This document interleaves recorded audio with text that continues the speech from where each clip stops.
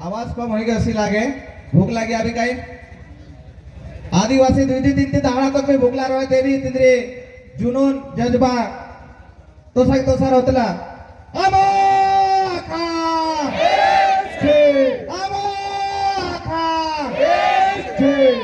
मैं अपना बीच में नारी शक्ति बड़वानी सी दीदी सीमा अपने बीच में उपस्थित है मैं तीन कार्य आमंत्रित करो सीमा दीदी आवे एने अपनी बात संक्षिप्त में रखे समय कम छे वक्ता ज्यादा छे कि थोड़ा समय ध्यान दे कम बात में मानसों का ज्यादा समझ में आ जाए उसी बात करो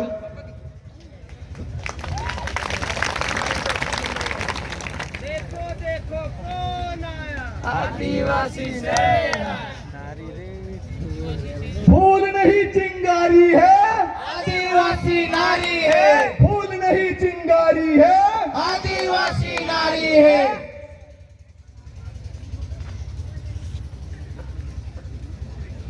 आप सभी को जय आदिवासी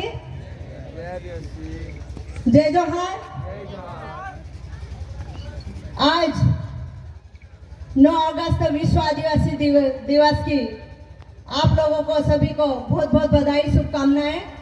जो साप्ताहिक के रूप में 1 तारीख से लगाकर 17 तारीख और तारीखें बढ़ती भी जा रही है और मुझे यहाँ पर बाबा की धरती पर मुझे आमंत्रित किया है तो मुझे बहुत बहुत धन्यवाद आप लोगों को।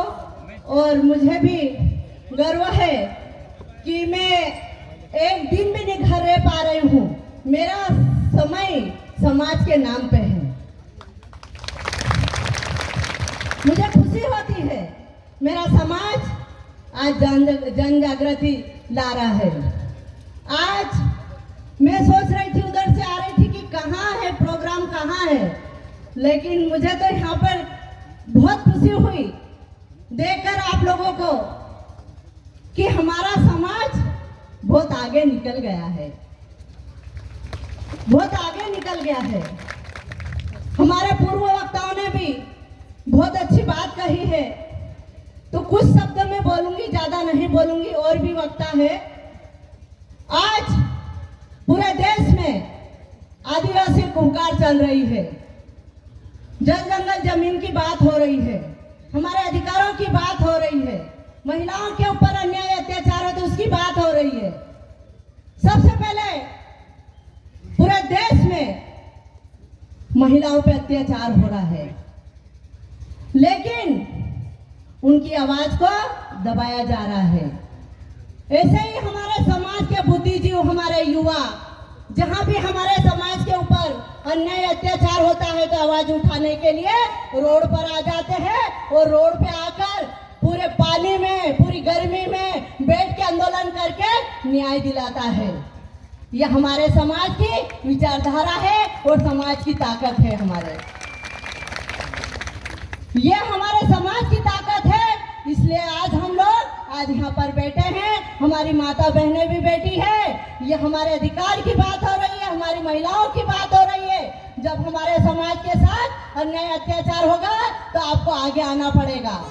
अभी कई दूर दूर में हमारे कई जिलों राज्यों में हमारी महिलाएं हैं। गुजरात है, महाराष्ट्र है, राजस्थान है, पलायन के लिए जा रही है। उनके साथ में बलात्कार होता है तो उस पर कोई ध्यान नहीं सरकार का, कोई समाज नहीं। जहाँ जागृति की कमी होती है हमारे साथ में, हमारे समाज के साथ ऐसी घटनाएं होती है तो हमको आवाज उठाना चाहिए। और सबसे पहले हमारे जल जंगल जमीन की बात करना चाहिए। हमें पलायन के लिए गुजरात और महाराष्ट्र जाने की जरूरत नहीं है। हमारी जमीन यही है, हमको यहीं पे मेहनत करके हमको यहीं सुरक्षित रहना है। अगर आप गुजरात जाओगे तो हमारी बहनों को मार दिया जाएगा, बलात्कार कर दिया जाएगा और शासन प्रशासन कानून कुछ नहीं करता है।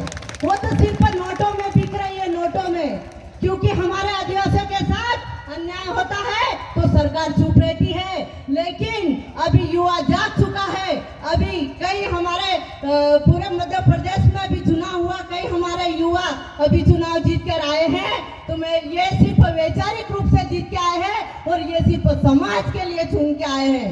क्योंकि ये जब चुन के गए आगे जाएंगे, समाज के लिए काम करेंगे और हमारे हक अधिकार की बात करेंगे। इसलिए उनके लिए भी एक बार ताली बजा दीजिए। हमारे युवा साथी है, ये वैचारिक आंदोलनकारी है, युवा हमारे हैं, यही हमारे समाज की रक्षा करेंगे और हमारे देश को बचाएंगे, हमारी महिलाओं को बचाएंगे। और मैं दूसरी बात कहना चाहती हूँ, सरकार की नीतियाँ हमारे खिलाफ में है, आप जान जाओ। हमारे भाई बोरलाल खट्टे जी ने बोला है कि कमलनाथ शिवराज एक थाली में खाना खाता है। आपको समझना चाहिए, कोई भी पार्टी हो लेकिन हमको आपस में एक होके रहना चाहिए, ये संदेश जाना चाहिए। लेकिन हम तो हमारे गांव में कुछ चीजों के लिए हम ऐसे नशीली पदार्थ जो शराब का व्यसन करके हमारे भाई से लड़ लेते हैं और पुलिस थाने पे जाके एक दूसरे के खिलाफ में आवाज उठाते हैं और पैसे देके वहीं पे दब जाते हैं। तो ये काम बंद करना होगा आपको। अगर लड़ाई करना है तो सरकार से करिए, आपस में मत लड़िए। ये जल जंगल जमीन हमारी है, हम भाई भाई एक रहेंगे। राजनीति आती जाएगी, ये तो लड़वाने का काम करती है, लेकिन स्वतंत्र नेतृत्व हमको अपने गांव से शुरुआत करना पड़ेगी। हमारे जो युवा पढ़े लिखे हैं उनको आपको सपोर्ट करना पड़ेगा।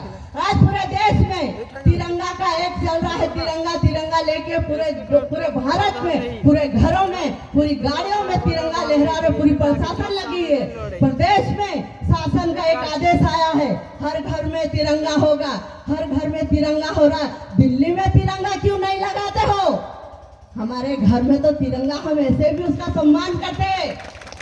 हमारा तिरंगा का होना चाहिए, दिल्ली में होना चाहिए ना? नहीं होना चाहिए, होना चाहिए। दिल्ली में हमारा राज होना चाहिए ना?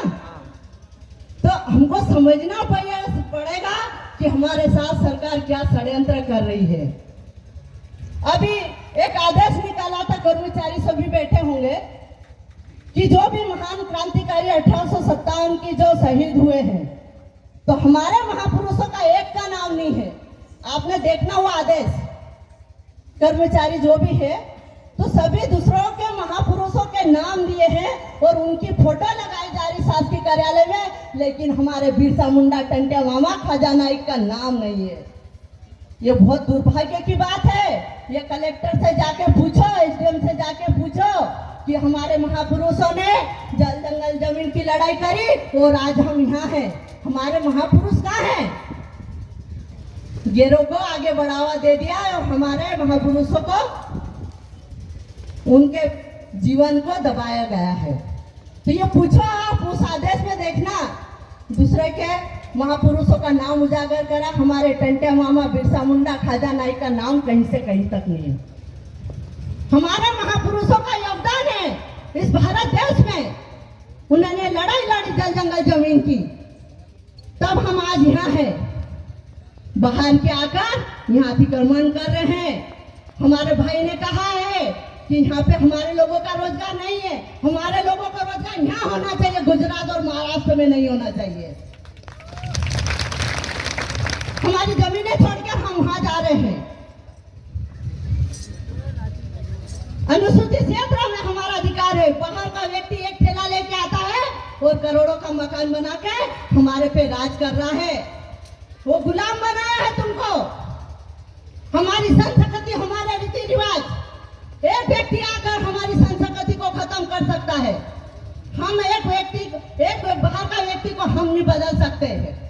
यह हमारी एक कमी है, क्योंकि वो व्यक्ति पूरे गांव को चला देता है, उसको धर्म में बांटा जाता है, राजनीति में बांटा जाता है, और हम दूसरों के झंडे उठाने में माहिर हो जाते हैं। ये सब छोड़ना पड़ेगा। हमको वैचारिक क्रांति लाना है, हमारे समाज की क्रांति लाना है, हमारे महापुरुषों को लेकर चलना है। किसी राजनीति के झंडे लेकर नहीं, गुलामी नहीं करना है। ऐसे में हमारी बहनों का नुकसान हो रहा है। हमारी बहनों के साथ अत्याचार होता है। गुनाह की घटना देखो, उसको जिंदा जलाएगा हमारी बहन को, लेकिन शासन प्रशासन चुप है। वो तो सामाजिक योद्धा जाकर वहां पे न्याय की बात करी है। अगर गेट समाज की लड़की होती, महिला होती, तो रोड पे चक्का जाम हो जाता, थाना जो जलाया जाता। तो हमारे लोगों को भी करना चाहिए, आवाज ये उसकी बेटी ये छोड़ो, पूरे भारत देश की बेटी हमारी बेटी है, हमारी माँ है। आज आदिवासी बेटी है तो समाज है और भारत देश है, नहीं तो नहीं रहेंगे। मैं ज्यादा नहीं बोलूंगी। हमारी माता बहनों को हर आंदोलन में आगे आना पड़ेगा। आपके साथ कुछ गलत होता है तो आपको आगे आने की जरूरत है। आपको डरने की जरूरत नहीं है, शर्म आने की जरूरत नहीं है। आप खुल के आपके पिता के सामने बोले, भाई के सामने बोले, समाज के सामने बोले कि आपके साथ गलत हो रहा है। आपको आवाज उठाना है, नहीं तो सरकार गंगी बेरी है, आपको यहीं दबा देगी और आदिवासियों को खत्म कर देगी। जंगल जमीन की लड़ाई है और दूसरी बात आदिवासी महिलाओं की। हमारी आदिवासी बेटियों को गुजरात में ले जाकर दूसरे समाज में बेचा जाता है। आप लोग आवाज क्यों नहीं उठाते हो? चंद पैसों के लिए बेचा जाता है, आप आवाज क्यों नहीं उठाते हो? आपके साथ गलत हो जाओगे, रोते रोते घर वापस आ जाओगे। ये क्या न्याय थोड़ी हुआ है? आप लड़ना सीखो, ये आखिरी पीढ़ी है और ये आखिरी लड़ाई है, क्योंकि हमारे समाज में अब जन जागृति आ गई है। हमारे महापुरुषों की जयंतियां मनाने लग गए हैं, हमारे बड़े बड़े त्योहार मनाने लग गए हैं। इसके मंच के माध्यम से हम जन जागृति ला रहे हैं कि आपके खिलाफ में सरकार का षड्यंत्र क्या है। आपको जागना पड़ेगा, लड़ना पड़ेगा और ये आखिरी पीढ़ी है लड़ने के लिए, अधिकार बचाने के लिए, नहीं तो यही सब खत्म हो जाएगा। मेरे भाइयों, ये जो टीम है मेहनत करके आज रात दिन हमारे समाज को जागृत कर रही है, इनके लिए एक बार जरूर ताली बजा दीजिए। मैं ज्यादा नहीं बोलूंगी। हमो आखा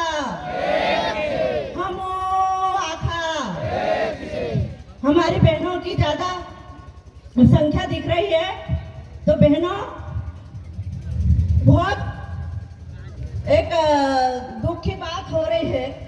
सबसे ज्यादा महिलाओं के ऊपर हो रहा है, तो हमारे भाई लोग भी है, वो सपोर्ट करें, महिलाओं को आगे लाए आंदोलन में। बिना आंदोलन के हमारा समाज सुरक्षित नहीं रहेगा।